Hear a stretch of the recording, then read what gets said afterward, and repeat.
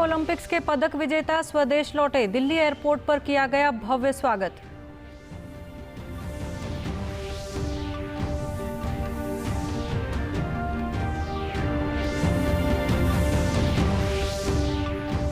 Tokyo Olympics में पदक जीतने वाले खिलाड़ियों को प्रदेश सरकार करेगी सम्मानित। उप मुख्यमंत्री दुष्यंत चौटाला ने कहा 20 अगस्त से शुरू होगा हरियाणा विधानसभा सत्र।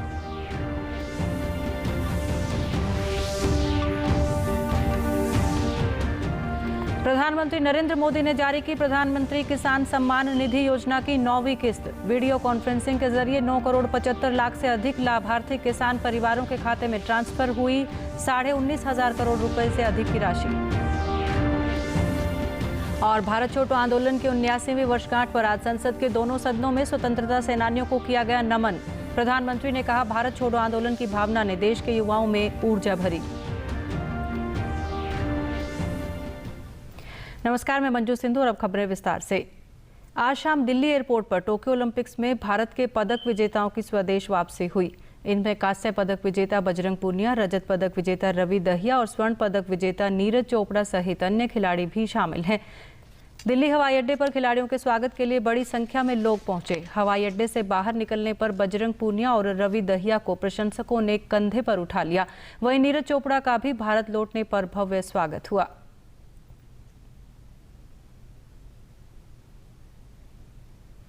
नीरज चोपड़ा के टोक्यो ओलंपिक्स में स्वर्ण पदक जीतने पर प्रदेश के गृह एवं स्वास्थ्य मंत्री अनिल विज उनके परिजनों को बधाई देने के लिए पानीपत के गांव खंडरा में उनके घर पहुंचे। गृह मंत्री ने नीरज के माता पिता को बधाई देते हुए कहा कि नीरज ने पूरे विश्व में भारत का नाम रोशन किया है और टोक्यो ओलंपिक्स में एथलेटिक्स में स्वर्ण पदक जीतकर इतिहास रच दिया है। उन्होंने कहा कि सरकार की नीति के अनुसार नीरज चोपड़ा को 6 करोड़ रुपए की इनाम राशि दी जाएगी।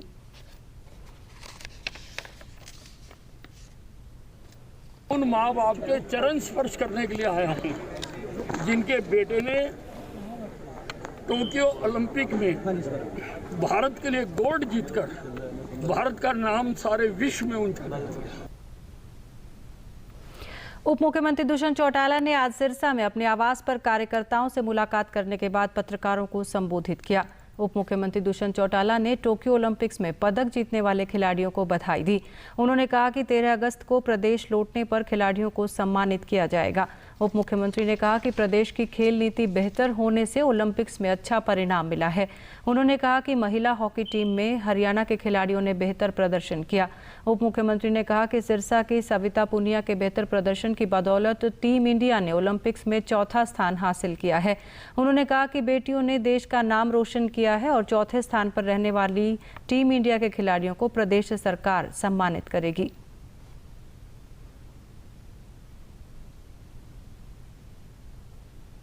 सविता ने जिस तरीके से गोलकीपिंग करी है और जिस तरीके से एक गांव से जाकर भारतीय टीम में जगह बनानी और फिर इतना अच्छा परफॉर्म करना, ये अपने आप में दिखाता है कि हमारी बेटियां कहीं पीछे नहीं हैं। और बेटियों ने जो हॉकी में कर दिखाया है वो तो अपने आप में हिस्टोरिक है और वो कभी देश भूल नहीं सकता। इसलिए हमारी सरकार ने ये निर्णय लिया है कि हम 4th पायदान पे आए लोगों को भी इस बार सम्मानित करने का काम करेंगे।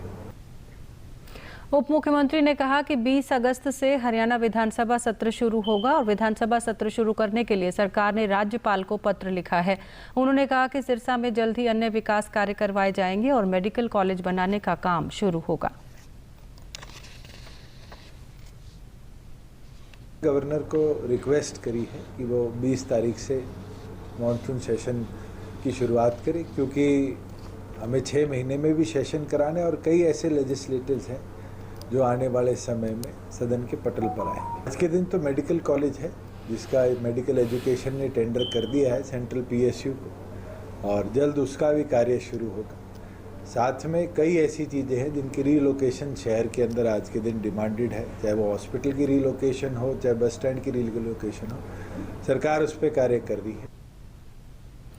प्रधानमंत्री नरेंद्र मोदी ने वीडियो कॉन्फ्रेंसिंग के जरिए प्रधानमंत्री किसान सम्मान निधि योजना की 9वीं किस्त जारी की। जिससे 9 करोड़ 75 लाख से अधिक लाभार्थी किसान परिवारों को 19,509 करोड़ रुपए की राशि ट्रांसफर की गई है। प्रधानमंत्री ने कहा कि देश जब आज़ादी के 100 वर्ष पूरे करेगा तब भारत की स्थिति तय करने में किसानों की बहुत बड़ी भूमिका होगी। प्रधानमंत्री ने कहा कि ये समय भारत की कृषि को एक ऐसी दिशा देने का है जो नई चुनौतियों का सामना कर सके और नए अवसरों का लाभ उठा सके। आजादी के 100 वर्ष पूरा करेगा 2047 में 2047 में, तब भारत की स्थिति क्या होगी ये तय करने में हमारी खेती, हमारे गांव, हमारे किसानों की बहुत बड़ी भूमिका है। ये समय भारत की कृषि को एक ऐसी दिशा देने का है जो नई चुनौतियों का सामना कर सके और नए अवसरों का भरपूर लाभ उठा सके। प्रधानमंत्री ने कहा कि सरकार ने खरीफ हो या रबी सीजन किसानों से एमएसपी पर अब तक की सबसे बड़ी खरीद की है। धान किसानों के खाते में लगभग 1,70,000 करोड़ रुपए और गेहूं किसानों के खाते में लगभग 85,000 करोड़ रुपए डायरेक्ट पहुंचे हैं। सरकार ने खरीफ हो या रबी सीजन किसानों से एमएसपी पर अब तक की सबसे बड़ी खरीद की है। इससे धान किसानों के खेतों में लगभग 1,70,000 करोड़ रुपए और गेहूं किसानों के खाते में लगभग 85,000 करोड़ रुपए डायरेक्ट पहुंचे हैं। किसान और सरकार की इसी साझेदारी के कारण आज भारत के अन्न भंडार भरे हुए हैं। प्रधानमंत्री ने इस अवसर पर लाभार्थियों से बात की और योजना से हो रहे फायदे से उनके अनुभवों को जाना। जुड़े इकोसिस्टम पर 11,000 करोड़ रुपए से अधिक का निवेश किया जाएगा। सरकार ये सुनिश्चित करेगी कि किसानों को उत्तम बीज से लेकर टेक्नोलॉजी, उसकी हर सुविधा मिले। इस मिशन के तहत ऑयल पाम की खेती को प्रोत्साहन देने के साथ ही हमारी जो अन्य पारंपरिक तिलहन फसलें हैं उसकी खेती को भी विस्तार दिया जाएगा। प्रधानमंत्री किसान सम्मान निधि योजना के तहत किसानों को आर्थिक सहायता दी जा रही है। इस योजना के अंतर्गत पात्र लाभार्थी किसान परिवारों को 6,000 रुपए प्रति वर्ष की वित्तीय मदद प्रदान की जा रही है और ये राशि सीधे लाभार्थियों के बैंक खातों में हस्तांतरित की जा रही है। पलवल के कृषि विभाग के एसडीओ ने बताया कि केंद्र सरकार द्वारा प्रदान की जाने वाली धनराशि डीबीटी के माध्यम से सीधे किसानों के बैंक खातों में डाली जा रही है।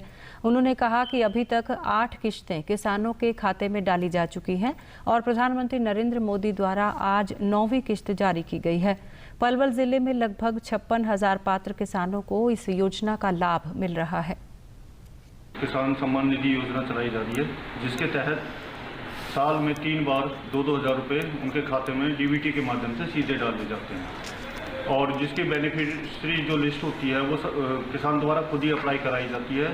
इसका प्रयोग किसान अपने खाद, बीज, दवाई की जो खरीद है उसमें करता है और इससे जो आर्थिक लाभ है वो ये है कि किसान के पास उस समय पैसा नहीं होता और सरकार के द्वारा पैसा देने के कारण वो अपने खाद, बीज की दवाई जो लाना है उसका प्रयोग कर लेता है इस पैसे का।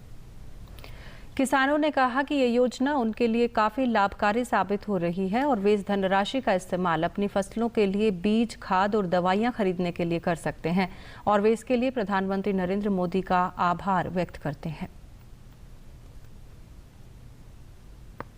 2-2 हज़ार रुपये का बेनिफिट जो गवर्नमेंट दे रही है वो अच्छी स्कीम है और हम तो ये चाहते हैं कि ये चलती रहे हमेशा और इससे किसानों को बीज, खाद के लेने में भी बड़ी सुविधा है। बहुत अच्छी योजना है जिसमें जो है किसानों को 3 किस्तों में 2-2 हज़ार रुपये दिए जा रहे हैं। उससे अपनी फसल का जो है खाद, बीज का जैसा भी है उसका इंतजाम कर लें और सही टाइम पे मिल रही है, बढ़िया जो है। 2-2 हज़ार की किस्त आती है साल में 3 बार, उसको हमारे सीधे बैंक में आ जाती है खाते में, हम उसको निकाल करके अपने खाद बीज में इस्तेमाल कर देते हैं। मेरे खाते में ये 2,000 रुपये किस्त आती है और बीज खाद के लिए उसे निकाल कर हम बीज खाद काम चलाते हैं। सहारा लग जाता है, 6,000 किस्त आती है, खाद बीज ले आते हैं, इससे बहुत सहारा लग जाता है हमारा, किसी की मांगने की जरूरत नहीं पड़ती। गवर्नमेंट की योजना की बहुत सुविधा, बहुत अच्छी योजना है। देश के स्वतंत्रता संग्राम में आज के दिन का एक खास महत्व है। ये एक आंदोलन था जिसका लक्ष्य भारत से ब्रिटिश साम्राज्य को समाप्त करना था। ये आंदोलन महात्मा गांधी द्वारा अखिल भारतीय कांग्रेस समिति के मुंबई अधिवेशन में शुरू किया गया था। प्रधानमंत्री नरेंद्र मोदी ने भारत छोड़ो आंदोलन की 89वीं वर्षगांठ पर महान स्वतंत्रता सेनानियों को याद किया।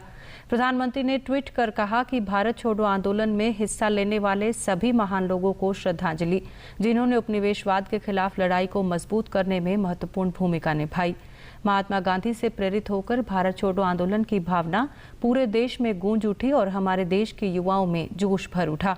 भारत छोड़ो आंदोलन की 79वीं वर्षगांठ पर आज संसद के दोनों सदनों में भी स्वतंत्रता सेनानियों को नमन किया गया। आज संपूर्ण देश भारत छोड़ो आंदोलन की 79वीं वर्षगांठ मना रहा है। 79 वर्ष पूर्व सन 1942 में आज के दिन हमारे राष्ट्रपिता महात्मा गांधी ने भारत छोड़ो आंदोलन का शंखवाद करते हुए देश को अंग्रेजी शासन की दास्ता से मुक्त कराने के लिए समस्त देशवासियों को एकजुट होने का आह्वान किया था। करो या मरो के नारे के साथ आरंभ हुआ यह आंदोलन धीरे धीरे जन आंदोलन बन गया। भारत छोड़ो आंदोलन हमारे स्वतंत्रता संग्राम के सबसे महत्वपूर्ण घटनाओं में से एक था। डीडी न्यूज हरियाणा पर देश और प्रदेश से जुड़ी खबरों को विस्तार से जानने के लिए आप हमारे साथ फेसबुक, ट्विटर और यूट्यूब के माध्यम से भी जुड़ सकते हैं। हमसे जुड़ने के लिए आप हमारे सोशल मीडिया हैंडल को भी फॉलो कर सकते हैं। अब आप अपने मोबाइल फोन से QR कोड स्कैन कर हमारे यूट्यूब चैनल पर सीधे पहुंच सकते हैं। सिरसा की सांसद सुनीता दुग्गल ने हरियाणा एक्सप्रेस रेलगाड़ी को दिल्ली के तिलक ब्रिज रेलवे स्टेशन से हरी झंडी दिखाकर सिरसा के लिए रवाना किया। ये रेलगाड़ी सिरसा से रेवाड़ी गुरुग्राम होती हुई दिल्ली जाएगी। सांसद ने बताया कि इस रेलगाड़ी के चलने से लोगों को आवागमन में सुविधा होगी और इस रेलगाड़ी का संचालन आज सिरसा से शुरू कर दिया गया है। स्वास्थ्य मंत्रालय के अनुसार देश में कोविड के दैनिक मामलों में लगातार गिरावट दर्ज की जा रही है। पिछले 24 घंटों में 35,000 से अधिक नए मामले दर्ज किए गए हैं। कोविड से स्वस्थ होने की दर 97.40% हो गई है। अब तक 3 करोड़ 11 लाख से अधिक मरीज स्वस्थ हो चुके हैं। देश भर में अब तक 50 करोड़ 86 लाख से अधिक टीकों की खुराक दी गई है। प्रदेश में भी अब तक कोरोना टीके की लगभग 1 करोड़ 28 लाख 67 हजार से अधिक खुराक दी जा चुकी है। प्रदेश में कोविड से लगभग 7,60,000 लोग स्वस्थ हो चुके हैं, जबकि 679 मामले सक्रिय हैं। रिकवरी दर बढ़कर 98.66% हो गई है। गुरुग्राम के उपायुक्त ने कहा कि नो मास्क नो सर्विस का सख्ती से पालन करना होगा। बिना मास्क पहने किसी भी व्यक्ति को आवागमन की सुविधा नहीं मिलेगी और सरकारी व निजी प्रतिष्ठानों में भी प्रवेश के लिए मास्क लगाना जरूरी है। प्रदेश में कोरोना संक्रमण की स्थिति को जानने और इस संबंध में सहायता प्राप्त करने के लिए सरकार द्वारा हेल्पलाइन नंबर जारी किए गए हैं। इसके तहत प्रदेश के लोग 85588939111 पर संपर्क कर आवश्यक जानकारी प्राप्त कर सकते हैं। नेशनल हेल्थ मिशन हरियाणा की वेबसाइट पर nhmharyana.gov.in पर जाकर प्रदेश में कोविड अस्पतालों, उपलब्ध बेड और वेंटिलेटर्स आदि की जानकारी ली जा सकती है। और अब अंत में इस बुलेटिन के मुख्य समाचार एक बार फिर। टोक्यो ओलंपिक्स के पदक विजेता स्वदेश लौटे, दिल्ली एयरपोर्ट पर किया गया भव्य स्वागत।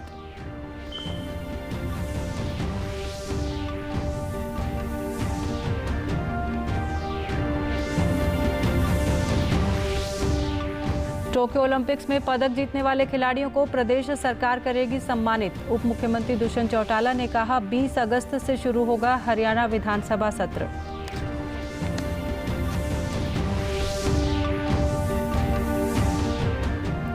प्रधानमंत्री नरेंद्र मोदी ने जारी की प्रधानमंत्री किसान सम्मान निधि योजना की 9वीं किस्त। वीडियो कॉन्फ्रेंसिंग के जरिए 9 करोड़ 75 लाख से अधिक लाभार्थी किसान परिवारों के खाते में ट्रांसफर हुई 19,500 करोड़ रुपए से अधिक की राशि। और भारत छोड़ो आंदोलन की 79वीं वर्षगांठ पर आज संसद के दोनों सदनों में स्वतंत्रता सेनानियों को किया गया नमन। प्रधानमंत्री ने कहा, भारत छोड़ो आंदोलन की भावना ने देश के युवाओं में भरी ऊर्जा।